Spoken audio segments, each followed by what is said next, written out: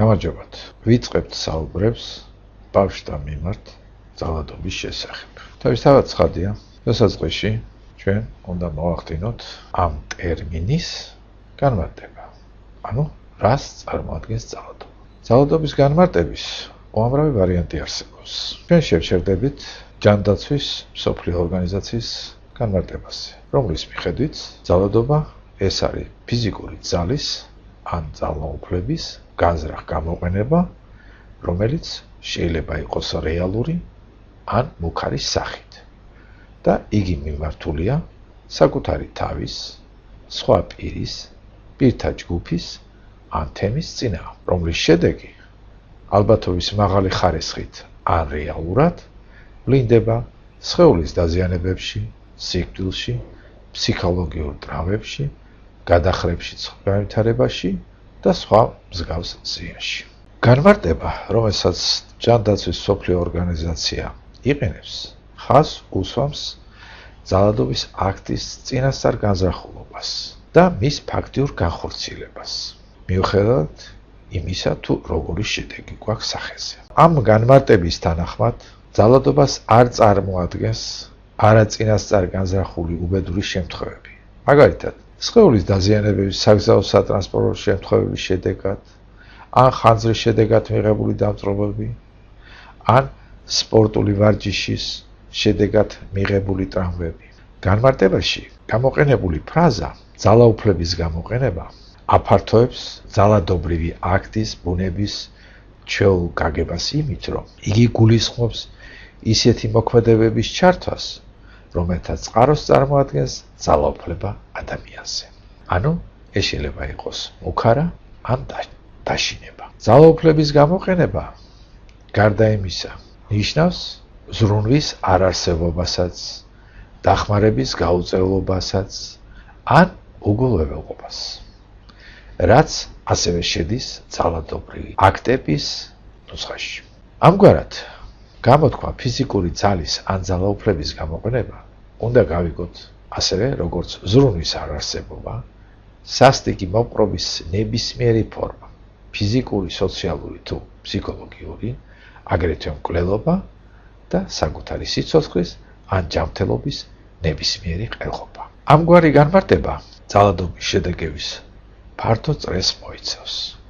მათ შორის ნაგულისხმევია ფსიქოლოგიური ზიანი, ჯანმრთელობის შერყევა და სათანადო გადახრები განვითარებაში. ეს ნიშნავს, რომ ძალადობად ითვლება არა მარტო სხეულის დაზიანებების მიყენება ან მოკლა, არამედ სხვა მოქმედებებიც, რომლებიც საგზნობ ზრიანს აყენებენ ცალკეული პირების ჯანმრთელობას, ოჯახებს, თემებს, ჯანდაცვის სისტემებს, როგორც ცალკე ქვეყანაში, ისე მთელ მსოფლიოში.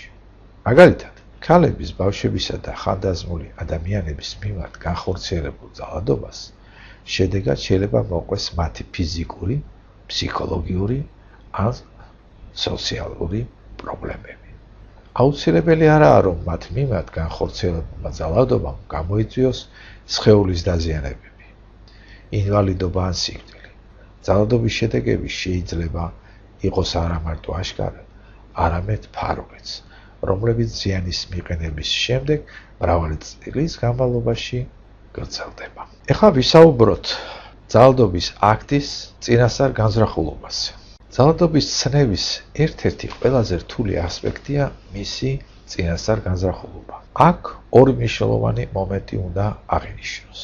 ჯერ ერთი, ძალის გამოყენების განზრახვა იმთავითვე არ ნიშნავს, რომ აუცილებლად არსებობს ზიანის მიყენების განზრახვა. საყოველთაოდ არის ცნობილი, რომ ჩაფიქრებულ მოქმედებასა და თავად ამ მოქმედების განხორციელების შედეგად ჩაფიქრებულ შედეგს შორის არის დიდი განსხვავება.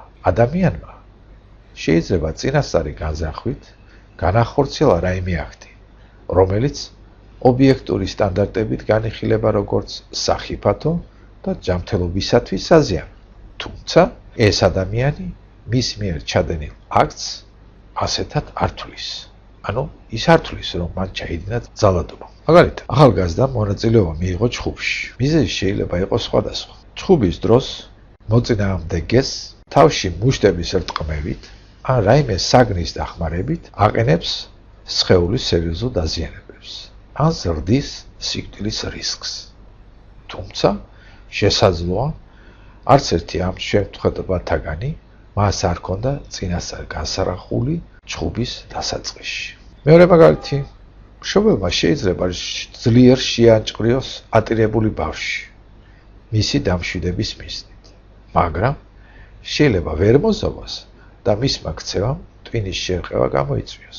როგორც ხედავთ, აქ იყო გამოყენებული ორივე შემთხვევაში ძალა, თუმცა სხეულებრივი დაზიანებების მიყენების გაზრახვა არ ყოფილა. არის მეორე საკითხიც, რომელიც არის დაკავშირებული წინასწარ განზრახულობასთან. იგი მდგომარეობს იმაში, რომ ერთმანეთისგან უნდა განვასხვაოთ სხეულის დაზიანების მიყენების გაზრახვა და თავად ძალადობის გაზრახვა. ზოგ შემთხვევაში ძალადობა შეიძლება იყოს კულტურულად გაპირობებული. ანუ ადამიანი განზრახ აყენებს ზიანს სხვა ადამიანს, შეიძლება ჯგუფსაც, მაგრამ მისი საკუთარი კულტურული ნორმებისა და შეხედულებების თანახმად ეს მის მიერ ძალადობის აქტად არ აღიქმება. მაგალითად, ზოგიერთ ადგილებში ქმრის მიერ ცოლის ცემა, პატარა ბავშვის ცემა და სხვა მსგავსი ქცევები შეიძლება სავსებით მისაღებ ქცევად ჩაითვალოს. თუმცა, ჯანდაცვის მსოფლიო ორგანიზაციის განმარტების მიხედვით, ამგვარი მოყრობა ძალადობის აქტად ითვლება და მას ადამიანის ჯანმრთელობისათვის სერიოზული ნეგატიური შედეგები მოაქვს. ამასთან ერთად, ძალადობის მოცემულ განმარტებაში ჩართულია სხვა ასპექტები. კერძოდ, შესაძლებელია ისინი პირდაპირ არ იყვნენ გამოხატული. მნიშვნელობა არ აქვს ძალადობის აქტს ან აქტები საჯაროა თუ საზოგადოებისაგან დაფარული. ვინმეს მოქმედებაზე საპასუხო ხორციელდება იგი თუ საკუთარი ინიციატივა და დაშაულებრივია თუ არა კანონის თვალსაზრისით. თითეული მათგანი მნიშვნელოვანია ძალადობის მიზეზების გასაგებად და პრევენციული პროგრამების შესამუშავებლად. ვისაუბროთ ძალადობის კატეგორიებზე და სახეებზე. დღეისათვის ძალადობის რამდენიმე ტიპოლოგია არსებობს, მაგრამ არც ერთი მათგანი არ არის ორის მომცველი. ჯანდაცვის მსოფლიო ორგანიზაციის კლასიფიკაციით ძალადობა პირობითად შეიძლება სამ ფართო კატეგორიად დავყოთ. ეს დაყოფა წარმოდგენილია იმის შესაბამისად, თუ ვინ ახორციელებს ძალადობის აქტს. დაყოფა ასეთია. პირველ კატეგორიაში გაერთიანებულია ის მოძალადეები, რომლებიც აწარმოებენ საკუთარი სიცოცხლის ან ჯანმრთელობის ხელყოფას. მეორე კატეგორია გულისხმობს პიროვნებად შორის ძალადობას და მესამე კატეგორია ეს არის კოლექტიური ძალადობის კატეგორია. ეს ნიშნავს, რომ განასხვავებენ ძალადობას, რომელსაც ადამიანი ახორციელებს საკუთარი თავის მიმართ, ძალადობას, რომელიც ხორციელდება მეორე ადამიანის ან ადამიანთა ჯგუფის მიმართ და ბოლოს მესამე ძალადობას, რომელსაც ახორციელებს ადამიანთა უფრო მსხვილი ჯგუფი, მაგალითად ასეთებად შეიძლება მოიაზრებდნენ სახელმწიფო, ორგანიზებული პოლიტიკური ჯგუფები, შეიარაღებული ან ტერორისტული ორგანიზაციები. ამ სამი ფართო კატეგორიიდან თითოეული იყოფა შემდგომ ახალ ქვეჯგუფებად, რომლებიც ძალადობის უფრო კონკრეტულ სახეებს ასახავენ. ასე მაგალითად, საკუთარი სიცოცხლის ან ჯანმრთელობის ყელბყოფა შეიძლება დავყოთ ორ ქვეჯგუფად. ეს არის სუიციდურ ქცევად საკუთარი თავის მიმართ სასტიკ მოპყრობა. ძალადობის პირველი სუიციდური ქცევის ქვეჯგუფი გულისხმობს აზრებს თვითმკვლელობაზე, თვითმკვლელობის მცდელობებს და საკუთრივ თვითმკვლელობებს. მეორე ქვეჯგუფი, ანუ საკუთარი თავის მიმართ სასტიკ მოპყრობა, მიმართულია პიროვნების თვითდაზიანებაზე.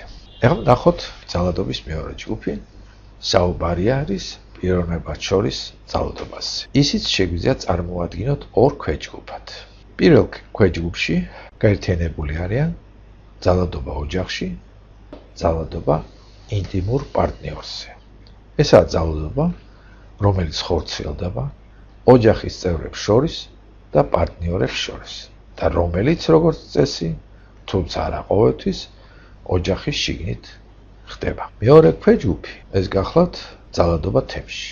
ეს არის ძალადობა, რომელიც ხორციელდება იმათ მიმართ, ვისთანაც მოძალადე ნათესაურ კავშირში არ იმყოფება. მოძალადე და მსხვერპლი შეიძლება იცნობდნენ ან არ იცნობდნენ ერთმანეთს. როგორც წესი, ამგვარი ძალადობა სახს გარეთ ხორციელდება. ძალადობის პირველ ჯგუფს მიეკუთვნება ბავშთა მიმართ სასტიკი მოპყრობა, ინტიმურ პარტნიორის მიმართ ძალადობა და ხანდაზმული ადამიანების მიმართ სასტიკი მოპყრობა. ხოლო მეორე ქვეჯგუფს კი მოიცავს ძალადობის აქტებს განხორციელებულს ახალგაზრდების მიერ. კერძოდ შეიძლება იყოს შემთხვევითი ძალადობის აქტები, გაუპატიურებები, სექსუალური დევნა უცხო პირის მხრიდან, შეიძლება იყოს ძალადობა სკოლაში, დაწესებულებებში, ციხეებსა და მოხუცებულთა თავშესაფარში. მესამე კატეგორია კოლექტიური ძალადობა. შეიძლება წარმოადგინოთ სამ ფორმად, ანუ ქვეკატეგორია.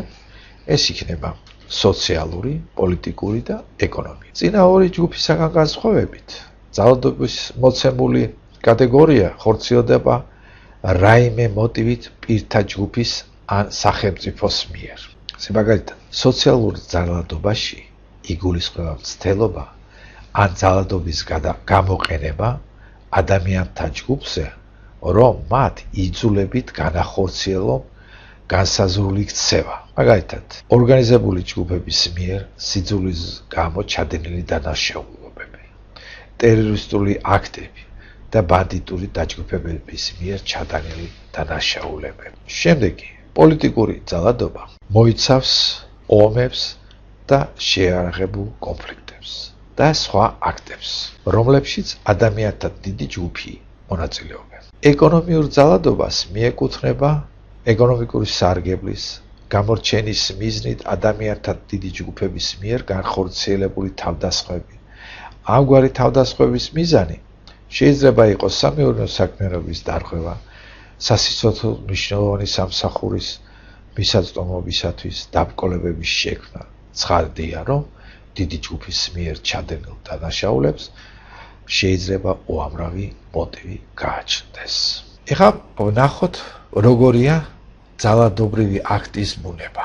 ძალადობის აქტები თავისი ბუნებით შეიძლება იყოს შემდეგი. ეს შეიძლება იყოს ფიზიკური, სექსუალური, ფსიქოლოგიური, ზიანის, ანუ ზარალის მიყენების და ზრუნის არარსებობა. ძალადობის ოთხივე ფორმას ადგილი აქვს ზემოთ აღწერილ სამივე ფართო კატეგორიასა და ქვეთ კატეგორიებში. გარდა საკუთარი ჯანმრთელობის ან სიცოცხლის ხელყოფის შემთხვევებისა. მაგალითად, თუ დავაკვირდებით დიაგრამას, დავინახავთ, რომ ბავშვთა მიმართ ძალადობა, რომელიც ოჯახში ხორციელდება, შეიძლება იყოს როგორც ფიზიკური, სექსუალური ან ფსიქოლოგიური. შეიძლება ბავშვზე არ ზრუნავდნენ და ადგილი ჰქონდეს უგულებელყოფას.